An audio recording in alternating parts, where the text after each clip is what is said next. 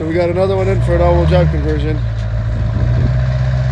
Keep cutting it. I'm gonna back it up because it doesn't run, but this thing's going all-wheel drive. So we got to weld the rear diff mount, mount the Viscous.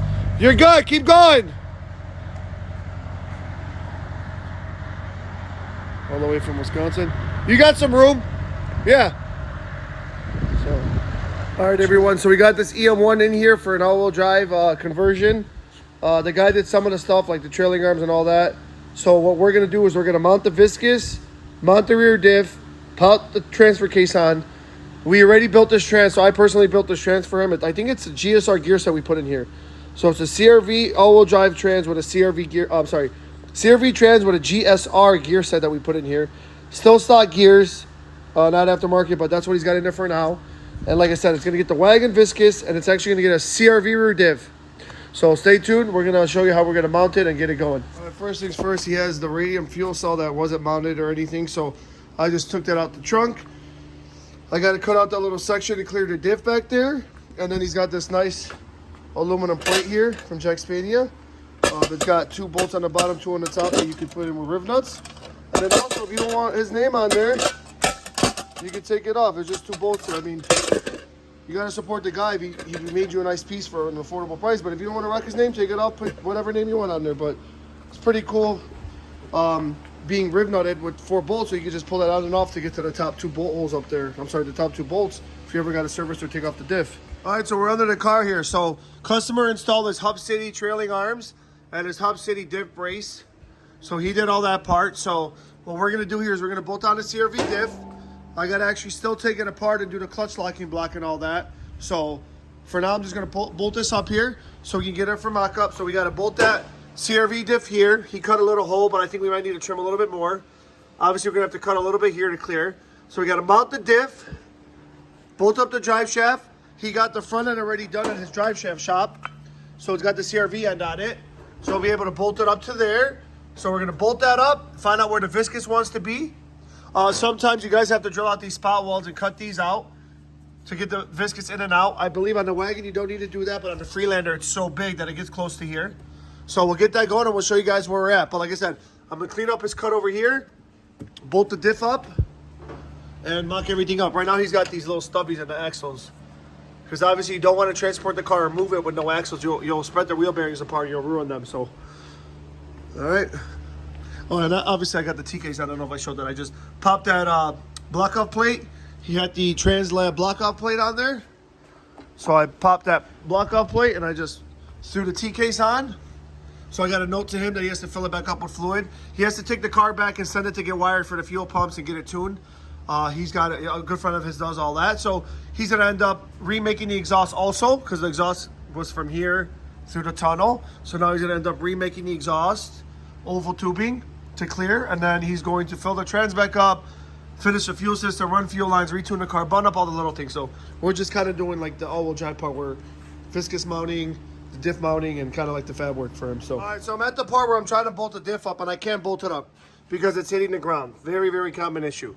So what you want to do is, so I'm slowly cutting away, because remember, it's easier to cut little by little by little to get where you want than it is to cut too much and try to go back and re-weld it, which people won't do. If you go too much of a cut, people are not going to want to re-weld it back. They're just going to leave a big goofy hole. So I'm slowly cutting away to clear the top portion of this.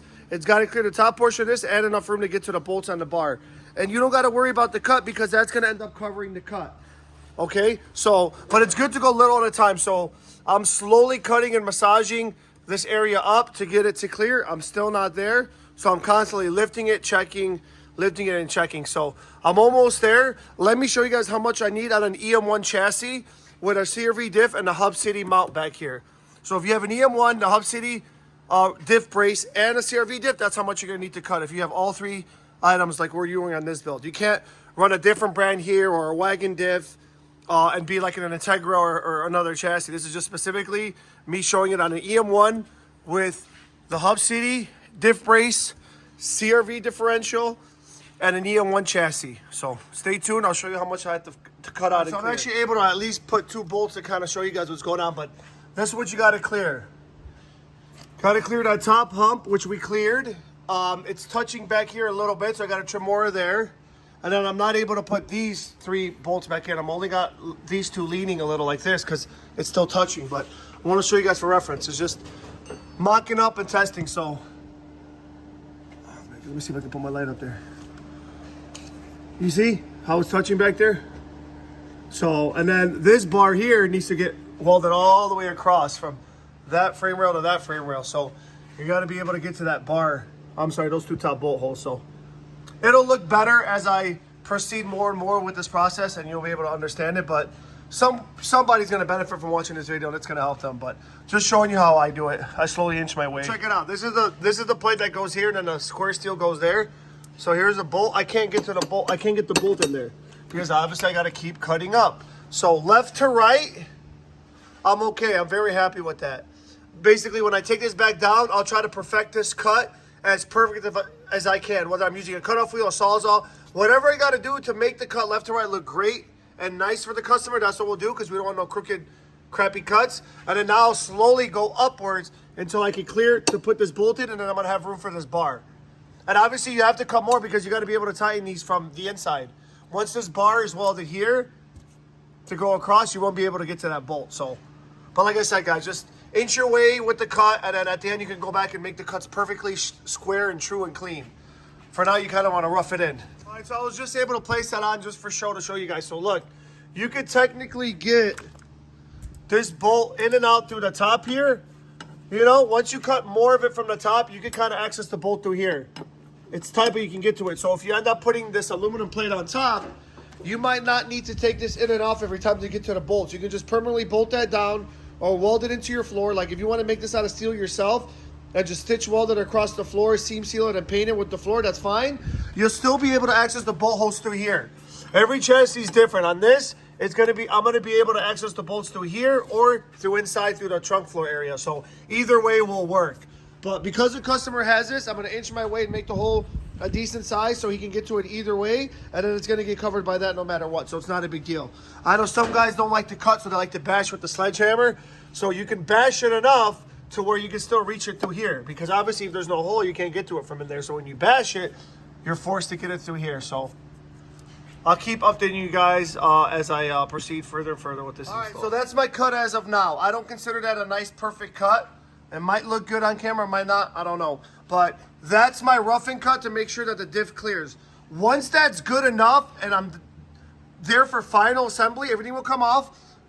I'll make sure all these are true, whether I gotta use a laser to make a mark with a Sharpie, cutoff wheel, a flat disc, whatever I gotta do to shape that. And then afterwards, you know, prime it and seal it with paint so it doesn't rust. That's the end result. But you're gonna rough it in now to see what clears and what doesn't. And then, like I said, at the end, we'll do the perfect cut and everything. For now, we need to rough it in, mock it up, get this bar welded across with this right here. So this will get welded across here. And then there'll be a plate here, frame rail to frame rail. I'll show you the plate. Some of the kits kind of include this. So, oh, you know what? I must put it on the table. Let me see. It's over here. Yeah, they're over here. These plates right here will get welded to the frame there, and then square steel will go from there to there, and then that'll be the support for the 2 bolt holes up here. And obviously those 2 back ones are off this diff brace, off the brace back there. Let me give you guys another cheater way to cut this hole. You could start by just cutting a little bit right here, just a little bit, to be able to put the diff up. And then what you're gonna do is you're gonna take this piece, you're gonna go in the car, and you're gonna bolt it up. And when you bolt it up, you could Sharpie the inside line. So just Sharpie the inside line here, and just come out and cut. You can bolt it up from the inside, Sharpie all the way around. Obviously, when you make the Sharpie line, just go into the Sharpie line. So it's not like, you know, so you have like overlap. And you can do it that way too. So many ways to do it. I just like inching my way, so just a thought. I tell you guys about doing it the other way. So I'm gonna go over the other way to do it. If you purchase the Jack Spania cover or a cover that's very similar to that by some other companies. So first off the bat, I had to trim a little here because I was getting to close to the Hub City bolt for that bracket. So anyway, you would mock this up right there, right? And then you would go up on the lift and just work your way around and cut around that. That's like another method. So I'm showing you guys both methods.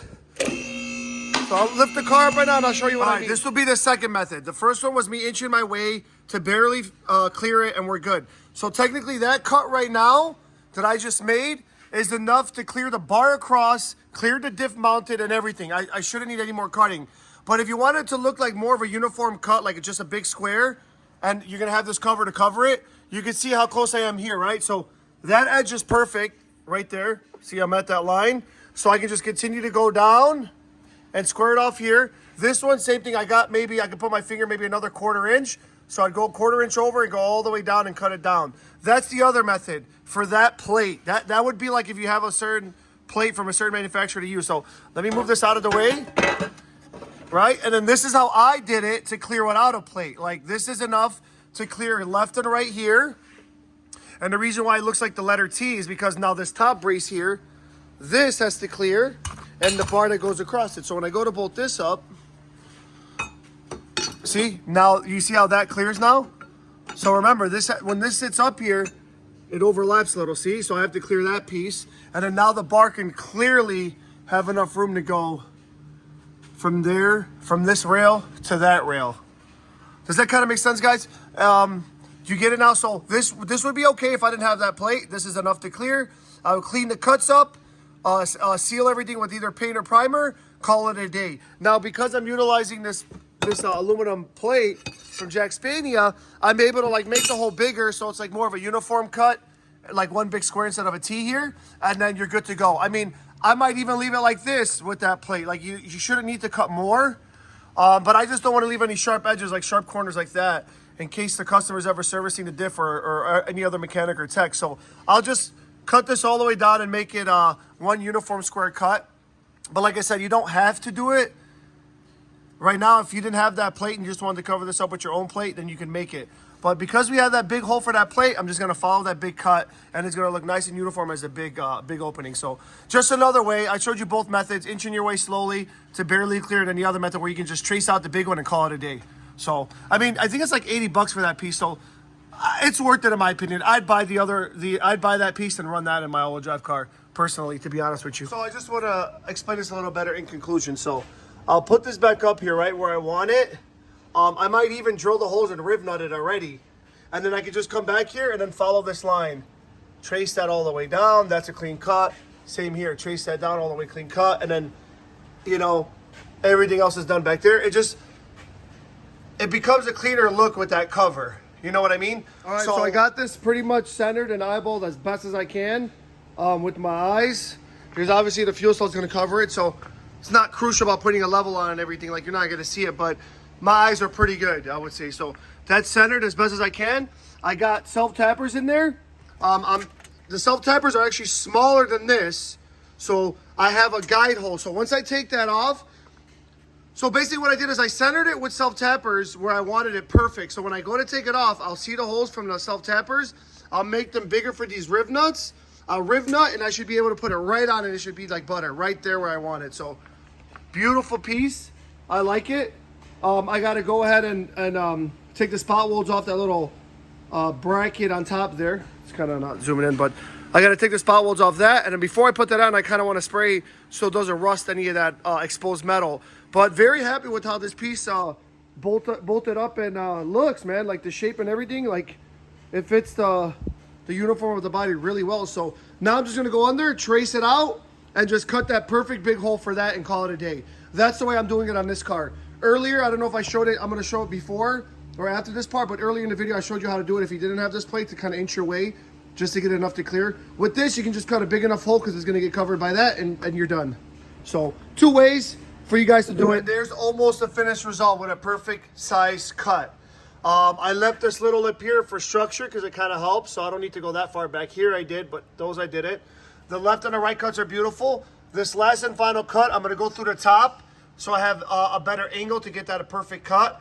Once I cut that little bit off the top from there, I'm good to go. I'm going to go hit this all with a flap disc. I'm hitting it with a flap disc, clean up everything so it's not sharp, and then I'm good to go. I'm very happy with this aluminum plate cover. I really like it, and it makes the cut way easier where you can just bolt it on, work your way around, cut it to that hole, and call it a day.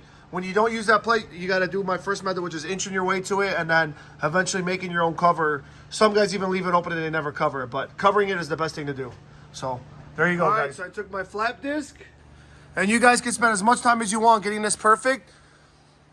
But I got that hole pretty much as good as I want it. It's all deburred, so I can touch it and not cut my hands anywhere.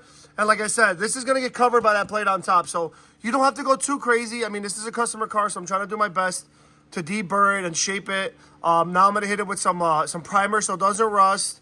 And then we should be good to rivet that top plate on, and then we can start working on down here about getting the bar across. But there's the finished result with the cut down here. That's how I ended up doing it. With this, like I said, this kind of helps you a lot when you end up using this, because it shows you the hole that you need to cut. But if you don't want to use that and you want the minimal amount of hole cut, or you want to bash it up, you got to slowly work your way and inch it. Try to mount the diff, doesn't fit, smash it. See where it touches, smash it. Go back and forth. If you have to cut, you have to cut. It is what it is, guys. If you're going all-wheel drive, the cutting is not a big deal to you at this point, you know? Some guys hate it, some guys don't mind it. Okay, we're on the next step now, which is welding this bar across and that plate, and then the two side plates on the side of the frame rails. Right here.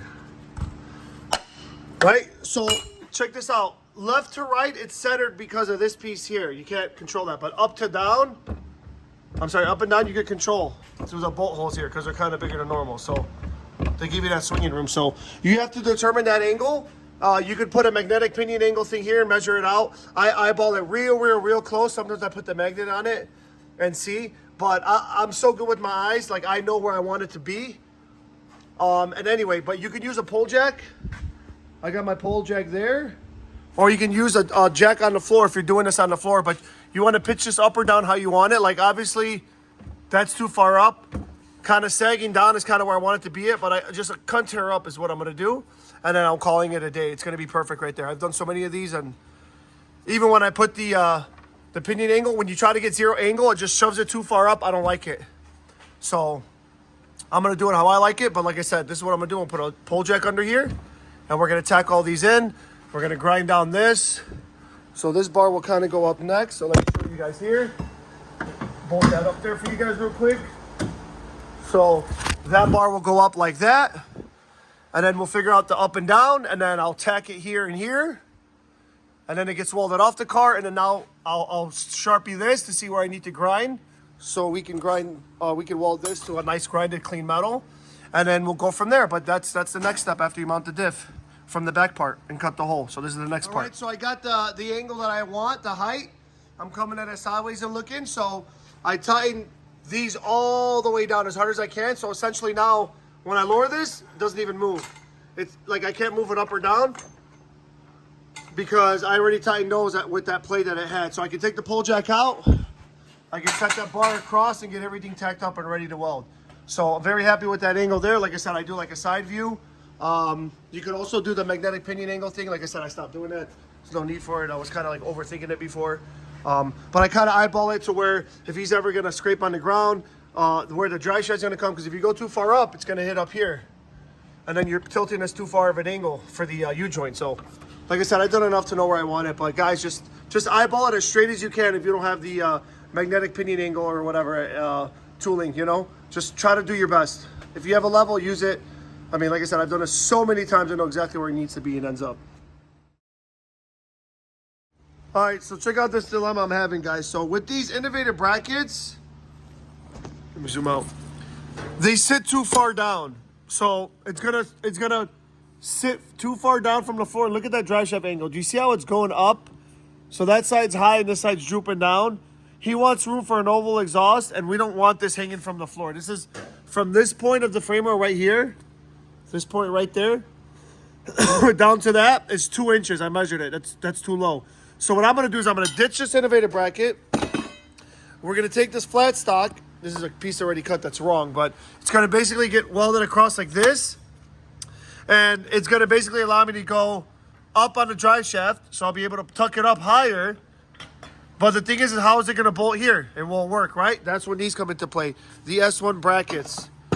So now with the S1 bracket, instead of it hanging so low, I'll be able to tuck it into the tunnel. So check it out. I'll be able to tuck it up into the tunnel higher, and then that flat stock will bolt up to that right there. And then I can actually tuck it. Everything's going to be great for him. Right now, I told him, I'm like, dude, this thing's sticking way too low. Way too low. I don't like it.